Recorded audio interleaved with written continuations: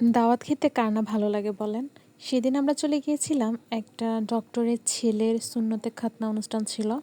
সেখানে আমরা সবাই মিলে ইনভাইটেড ছিলাম। তো আমরা সবাই চলে গেলাম। সেখানে গিয়ে আমরা খেতে বসে পড়লাম। এই যে সবাইকে পোলাও সার্ভ করতেছিল। দেন সালাদ নিয়ে আসছে। তো আমরা আসলে গিয়ে খেতে বসে গেছিলাম, সত্যি কথা যেটা। তো তারপরে এই যে দিয়ে দিল। এটাকে কেউ শুটকির ভর্তা ভেবে ভুল করবেন না, কারণ এটা হচ্ছে একটা চাটনি। ওনারা আগে আমাদেরকে না পোলাও আর চাটনি দিয়ে দিছে, দেন আস্তে আস্তে সবজি নিয়ে আসছে। আর এই যে দেখুন যিনি সার্ভ করতেছিলেন উনি সবাইকে ভর্তা দিয়ে দিচ্ছিলেন। এখানে প্রায় 5-6 রকমের ভর্তা ছিল। তারপরে এই যে আমিও 2 রকমের আইটেমের ভর্তা নিয়ে নিলাম। তারপরে রুই মাছ আর রোস্ট ছিল, কারণ আমি রোস্টটা নিই নি, কারণ আমি রোস্ট খাই না, অত ভালো লাগে না, তাই নিই নাই। দেন চলে এলো শোস্টপার, ওই দিনের প্রোগ্রামে শোস্টপার খাসির মাংস, যেটা আমরা সবাই নিয়েছিলাম আর সবাই একটু একটু ট্রাই করেছিলাম। আর এই যে দেখেন, সে তো খাওয়াতে মহাব্যস্ত। আর এই যে সে আর ভোলার দইটা ভাই এত বাজে খেতে, আর এত টক ছিল, টক দই পুরাই টক। দেন আমি আমার বরকে বলতেছিলাম, আজকে তোমাকে ভাইরাল করে দিব, চিনি দিয়ে তুমি দই খাইতেছো।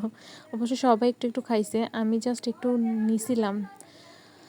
ভাই টেস্টটা যে কী ছিল আমি আপনাদেরকে বলে বুঝাইতে পারবো না। অবশ্য ভোলাতে এটা বিখ্যাত। আর আমাদের যেরকম টক মিষ্টি মিক্সড করা দই, ওদের শুধুই টক, একটুও ভালো না। যাই হোক, বদনাম করতে হয় না, আলহামদুলিল্লাহ ভালো ছিল। দেন আমরা খাওয়া দাওয়া শেষ করে বের হয়ে গেলাম। বের হয়ে যাওয়ার পরে আমাদের 3 জনের জামাই আমাদেরকে বলতেছিল যে তোমরা একটু ঘুরে আসো। তো আমরা চলে আসছি। আমাদের বাসার পাশে একটা পার্ক ছিল, সেটা বীরশ্রেষ্ঠ মোস্তফা কামাল ইকো পার্ক, যেটা ভবানীপুরে। তো আমরা চলে আসছি 3 জন মিলে এখানে একটু ঘুরতে। আমরা আসলে এখানে এসেছিলাম তখন 2:50 বাজে। অবশ্য আমার টাইমটা মনে আছে, কারণ আমি যেহেতু ব্লগ করতেছি, তখন ফোনের দিকে তাকাইছিলাম একবার, তখন দেখলাম যে 2:50 বাজে। যেহেতু একটু শীত শীত ভাব ছিল, তাই মিষ্টি রোদটা ভালোই লাগতেছিল। তো আমরা এই যে চলে আসছি পার্কে।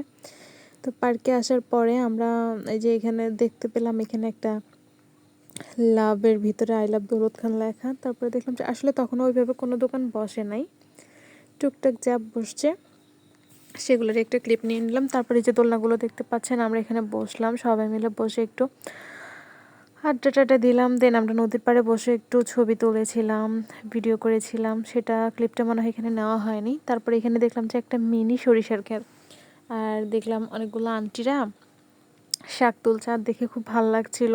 তো ভিডিও করে নিলাম। টাটা।